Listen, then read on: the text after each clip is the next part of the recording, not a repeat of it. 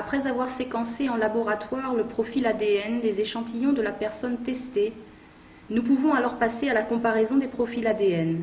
Nous devons tout d'abord examiner si chaque marqueur présente une caractéristique commune au père et à l'enfant, car c'est seulement dans ce cas que l'on peut prouver avec quasi-certitude une paternité biologique.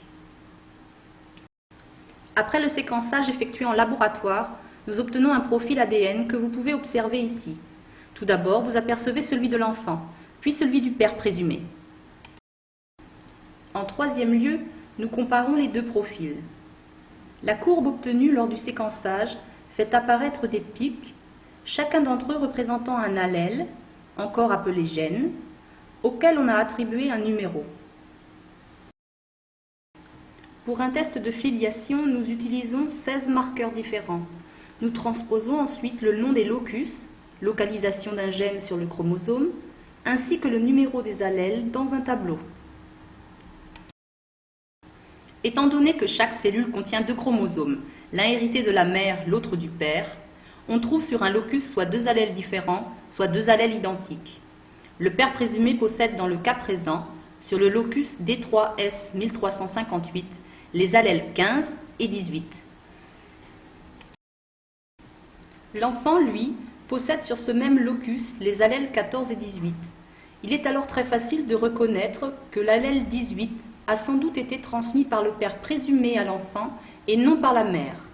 L'allèle 14 de l'enfant vient, lui, de la mère.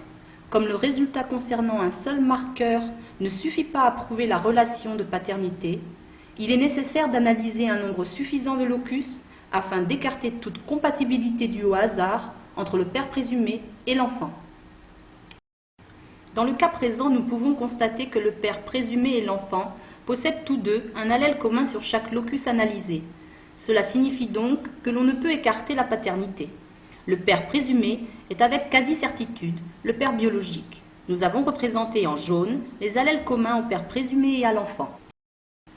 Après ces conclusions, nous pouvons passer au calcul de la probabilité de la paternité.